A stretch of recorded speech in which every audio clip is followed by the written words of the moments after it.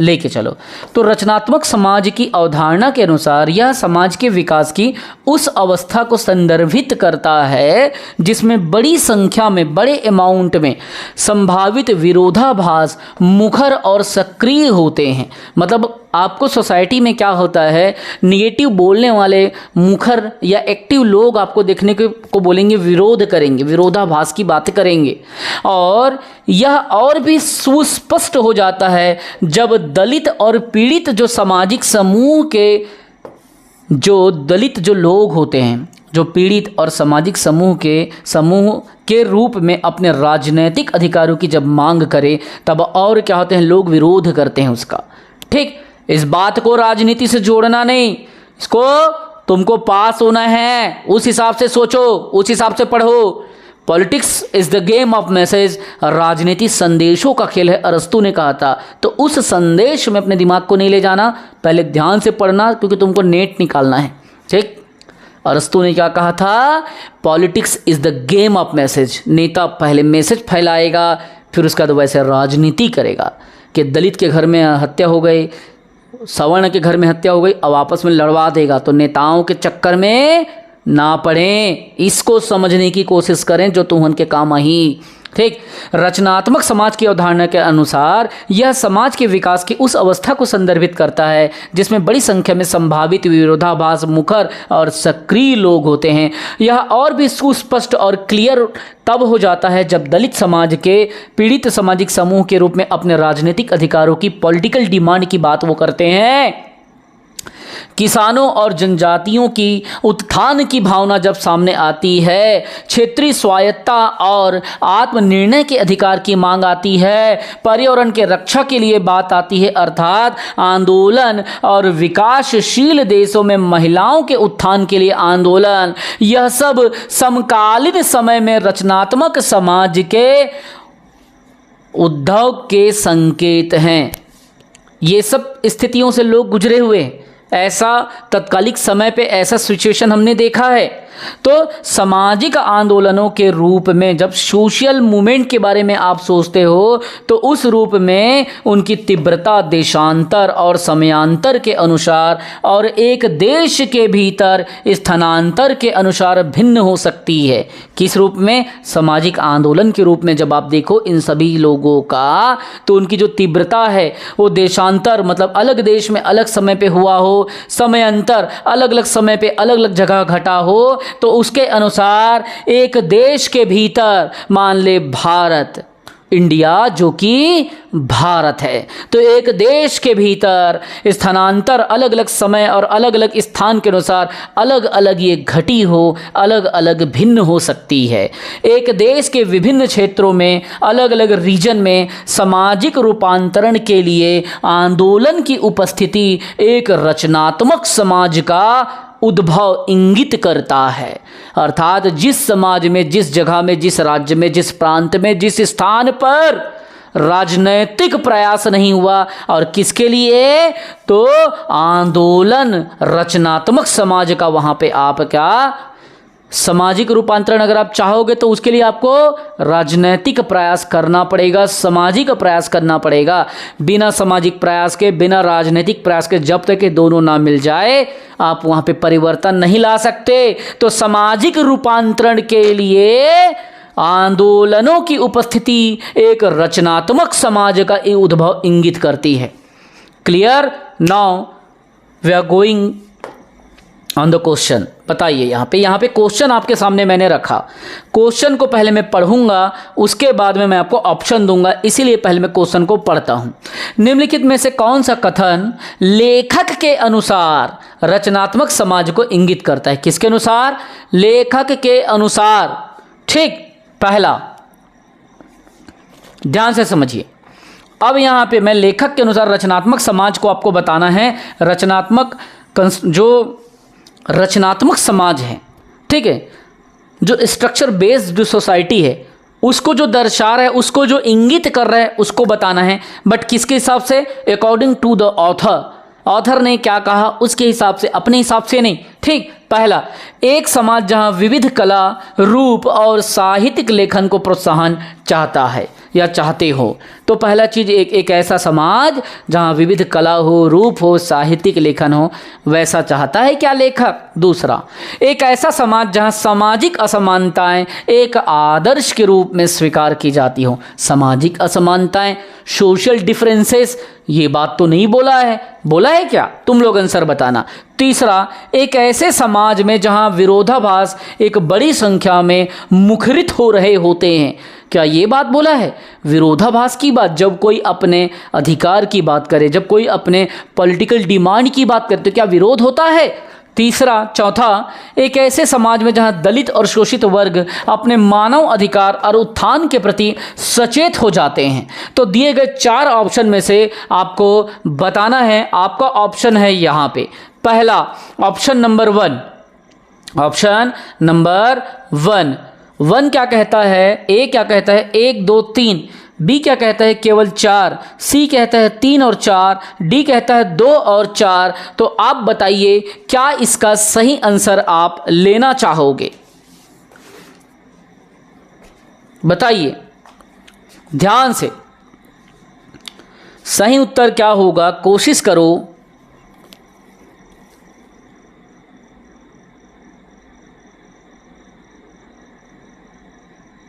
सबसे पहले कुर्रे जी ने बताया, दूसरे में दीपक साव ने बताया, तीसरे में बट्टू राम ने बताया और जागृति, सभी ने सी कहा और C is the right answer of this question. बस इतनी बात याद रखना कि बेईमानी करोगे, किताब को देख के बताओगे तो तुम मेरे लिए 0 हो। हीरो वो है जो रॉन्ग करेगा, बट राइट करोगे नकल मार के तो तुम मेरे लिए 0 हो। मैं 10वीं कक्षा में मात्र 47% पाया था, लेकिन मैं दूसरों को नहीं जानता, मैंने कोई चीटिंग नहीं किया था। ओनली 47% 10वीं में है मेरा, और 12th में मेरा ठीक ठाक परसेंट है 65%। लेकिन बिना चीटिंग का मैं उसको लाया था अपने समय पे, जब 2006 में मैं 10वीं कक्षा में बैठा हुआ था। ठीक है, तो उसका फल मुझे आज देखने को मिला कि मैंने अपने दम पे मेहनत किया, 12वीं को फर्स्ट डिवीज़न निकाला, कॉलेज को फर्स्ट डिवीज़न निकाला, फिर आगे के हायर एजुकेशन को फर्स्ट डिवीज़न निकाला, चूँकि कहीं पे भी मैंने नकल नहीं किया। ठीक है, नकल करोगे तो बार बार मूर्ख बनोगे, नकल नहीं करोगे तो यहाँ एक बार मूर्ख बनोगे, याद रखना इस बात को। तो इसका सही आंसर 3 और 4 होगा। ठीक, 3 क्या कहता है? एक ऐसे समाज में जहाँ विरोधाभास और बड़ी संख्या में मुखरिक हो रहे हैं, ये बात तो वहाँ पे लिखा था, मैं तो बताया हूँ। मुखरिक होने की बात मुंह से बोल रहे हैं, विरोध कर रहे हैं। जब आप अपने आरक्षण की बात आती है तो विरोध चालू होता है, एक वर्ग मांग करता है, दूसरा वर्ग विरोध करता है, चाहे वो किसी के साथ हो भाई, सभी एक ही थाली के चट्टे बट्टे हो, कोई अलग नहीं हो। दूसरा, एक ऐसे समाज में जहां दलित और शोषित वर्ग अपने मानव अधिकार और उत्थान के प्रति सचेत हो जाता है, तो ऐसी स्थिति आती है। तो ये दोनों आंसर सही हैं, अर्थात 3 और 4 सही हैं। तो सबसे पहले कुर्रे ने, दूसरे में दीपक ने और तीसरे में जागृति ने आंसर इसका दिया, चौथे में पिंकी ने। ठीक, तो आगे का क्वेश्चन का आंसर दो, चूंकि मैं अच्छे से पढ़ा चुका हूं। देखिए, विकल्प रचनात्मक का सिर्फ शाब्दिक अर्थ लेता है ना, जो कि गद्यांश के प्रसंग में उपयुक्त नहीं है, इसीलिए आपको यहाँ पे व्याख्या को भी समझना है। दूसरा, पहला गद्यांश की मुख्य भावना के ही विपरीत है। तीसरा, विकल्प का पहले ही वाक्य में उल्लेख किया गया जहाँ संभावित विरोधाभास मुखर हो जाते हैं, तो ये पता चलता है। चौथा, इसका गद्यांश में उल्लेख किया गया है, तो 3 और 4 का उल्लेख है, अर्थात सही इसका सी होगा। अब अगला बताइए, इस क्वेश्चन को ध्यान से सुनिए। गद्यांश के अनुसार निम्नलिखित में से कौन सा कथन सामाजिक आंदोलन को दर्शाता है? किसको? सोशल मूवमेंट को दर्शाता है, सामाजिक आंदोलन को अभिव्यक्त करता है। तो आक्रामक होने के नाते पूरे समाज की भागीदारी या सामाजिक समानता और व्यक्तिगत स्वतंत्रता के लिए तीव्र इच्छा या उपरोक्त में से कोई भी नहीं। आपके सामने ABCD ऑप्शन दिया गया है, जागृति, पिंकी, दीपक, संगीता। ए में 1 और 2 लिया, बी में केवल 3 लिया, सी में 2 और 3 लिया, डी में कोई नहीं लिया, नन ऑफ द एबो। अब आप बताइए इसका आंसर आप क्या लेते हैं? मैं तो पढ़ लिया हूं, मेरे को तो पता है, लेकिन आपको बताना है। बताइए, सोचिए, ट्राई कीजिए, गलत होगा तो भी चलेगा। बताइए,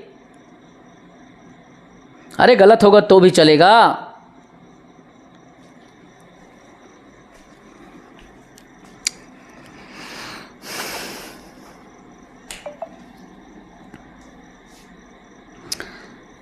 और कोई ट्राई मारोगे?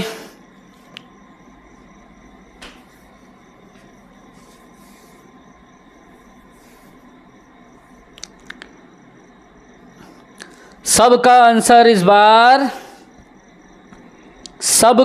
इस बार गलत है बच्चों।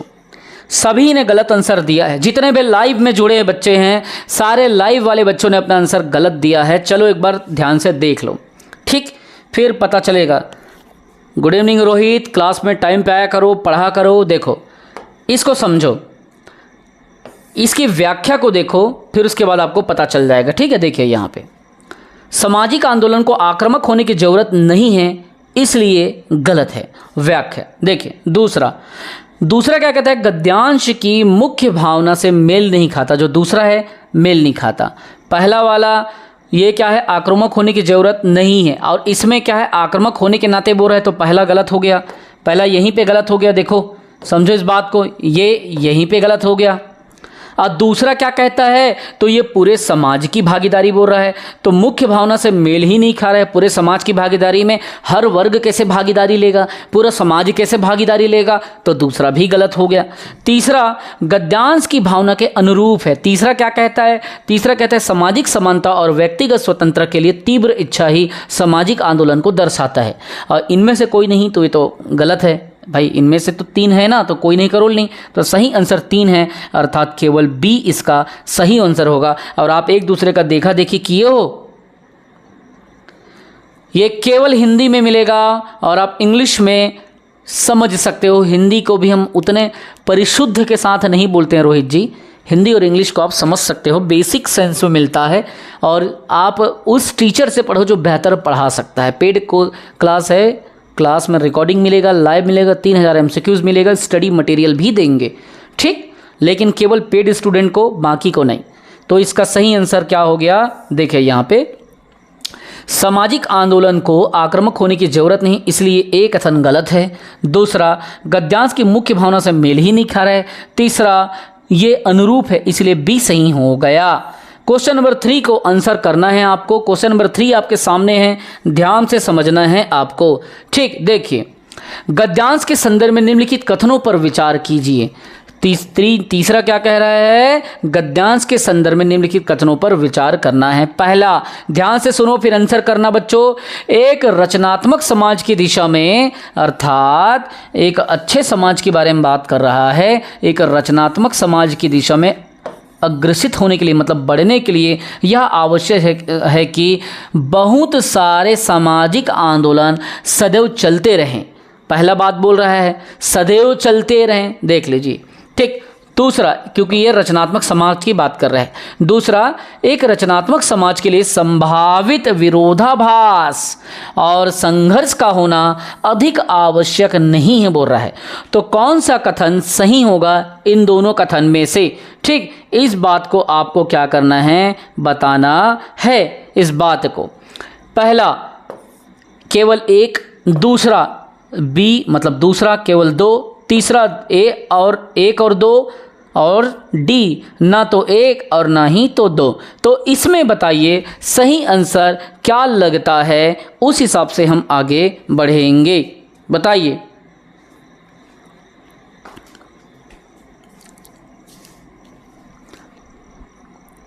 पहला बात, सही उत्तर कौन सा है? तो सबसे पहले इसका आंसर किसने दिया? सबसे पहले दीपक ने दिया, दूसरे में संगीता ने दिया। वेरी गुड दीपक, बहुत बढ़िया। सबसे पहले तो बहुत सारे सामाजिक आंदोलन सदैव चलते रहें ऐसा लिखा ही नहीं है। सदैव चलते रहेगा तो समाज आंदोलन ही में ही तो बिजी हो जाएगा, विकास कब करेगा समाज? तो पहला गलत। दूसरा, एक रचनात्मक समाज के लिए संभावित विरोधाभास और संघर्ष का होना अधिक आवश्यक नहीं है बोल रहा है, यह भी गलत है, क्योंकि जब एक रचनात्मक समाज आएगा तो विरोधाभास भी जरूरी है।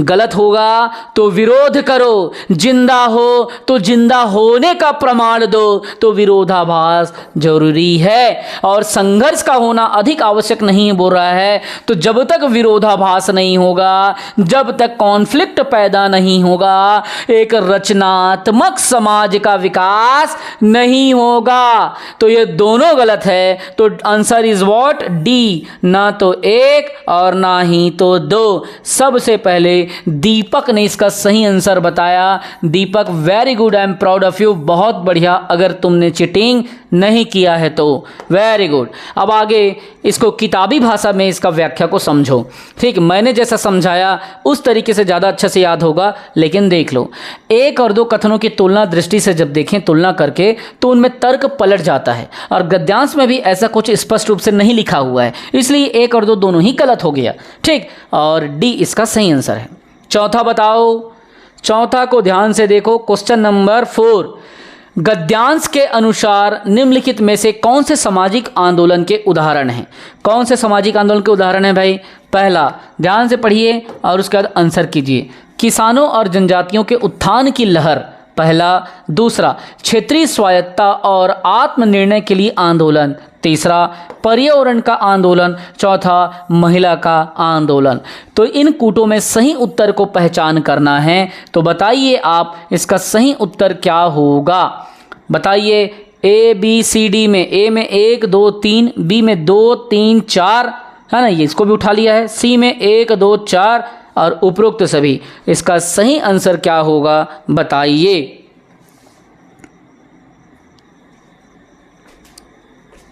सबसे पहले इसका सही उत्तर किसने दिया?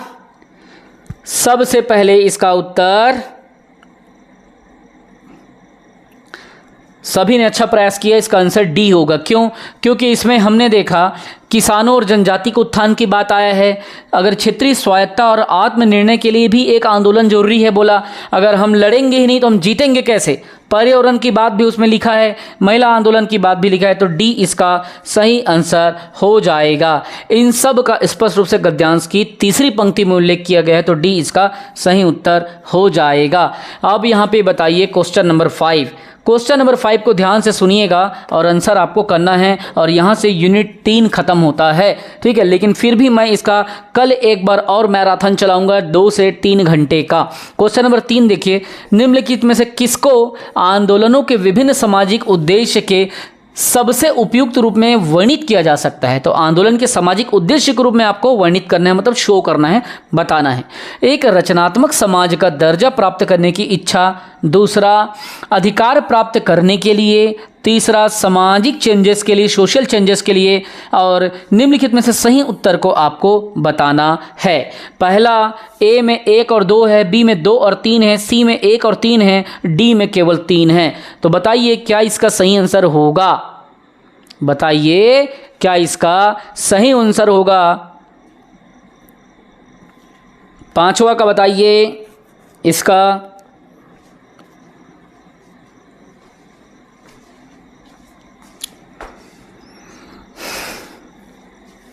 पांचवा का बताइए।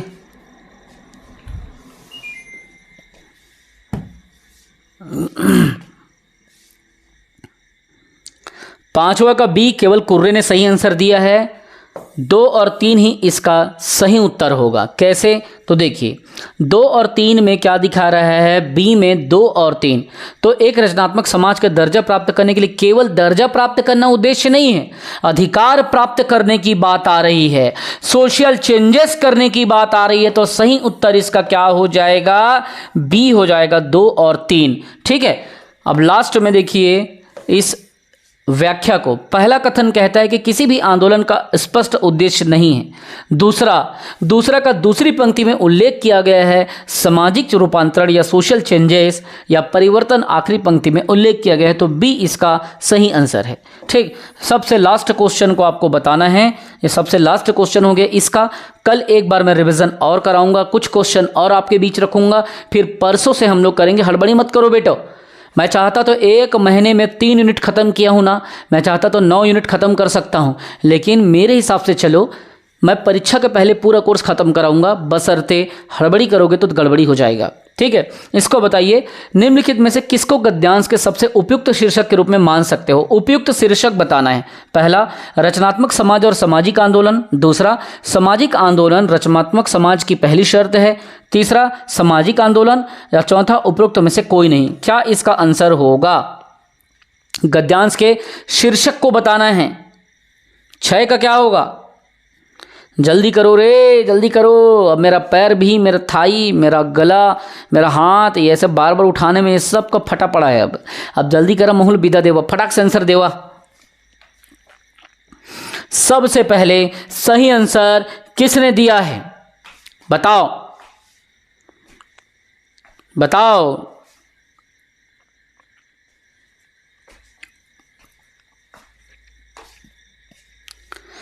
वैसे तो तीनों ने सही आंसर दिया। दीपक ने पहले दिया है, फिर कुर्रे ने दिया है, फिर संगीता ने दिया है। तो रचनात्मक समाज और सामाजिक आंदोलन के बारे में बात कर रहा है कि भाई स्ट्रक्चरल सोसाइटी बनाना है और सोशल हमको मूवमेंट करना है ताकि समाज को एक आप क्या करो, विकसित राह पे ले जा सको। इस बारे में बात पता चलता है। तो व्याख्या इसका थोड़ा देखते हैं, फिर उसके बाद में एक कोर्स इस टॉपिक को यहाँ पे ख़त्म कर देंगे। ठीक है, तो कल मैं क्या करूँगा, एक और आपको बताऊँगा, चूँकि समय अभी हो गया है ना। कल मैं 2 से 2.5 घंटे का लाइव लूँगा आपके लिए। व्याख्या ए जो ऑप्शन है सबसे उचित प्रतीत हो रहा है, क्योंकि विकल्प बी का गद्यांश में कहीं वर्णन नहीं है कि सामाजिक आंदोलन एक रचनात्मक समाज की शर्त है, जबकि या यद्यपि यह कहना उचित है कि सामाजिक आंदोलन से रचनात्मक समाज के संकेत मिलते हैं। अगर आप सोशल मूवमेंट नहीं करोगे तो रचना कैसे होगा समाज का? तो विकल्प सी तर्क के सिर्फ एक पक्ष को प्रस्तुत करता है। लेकिन हमने जो कहा यहाँ पे, जिसका चर्चा हमने देखा, रचनात्मक समाज और सामाजिक आंदोलन, यही सबसे अच्छा एक शीर्षक हमको समझ आ रहा है, क्योंकि सी में केवल सामाजिक आंदोलन है, केवल एक पक्ष है ना। अब पहली शर्त लिख के इसको भी गलत कर दिया है, क्योंकि रचनात्मक समाज और सामाजिक आंदोलन दोनों होना चाहिए। और यहाँ पे बी में क्या है, सामाजिक आंदोलन तो लिखा, रचनात्मक समाज की पहली शर्त लिख दिया, तो शीर्षक गलत। हमें दोनों पक्षों पे ध्यान देना पड़ेगा, एक संपूर्ण रचनात्मक समाज पे और सामाजिक मूवमेंट पे, दोनों पे हमने बल दिया। तो ए इसका सही आंसर है। आज क्लास यहीं पे ख़त्म करते हैं बच्चों, चूँकि 11 बज चुके हैं। रात के 11 बजे हम क्लास को यहाँ पे फिनिश कर रहे हैं। कल आप सुबह क्लास आइए और जी जान से शिद्दत से तैयारी कीजिए। अगर मैं 8 घंटे ड्यूटी, 8 घंटे क्लासेस लेके 16 घंटे काम करता हूँ, सेंट्रल गवर्नमेंट की नौकरी करते हुए जिम्मेदारी निभाते आपको पढ़ाता हूँ, तो मेरी धारणा है कि मैं तुमसे भी यही उम्मीद करूँगा। कल मॉर्निंग में क्लास लूँगा भाई, इवनिंग में थोड़ी लूँगा मैं, कल मॉर्निंग में लूँगा। और सभी रिवीजन करें, अच्छे से पढ़ें इन सारे कंटेंट्स को।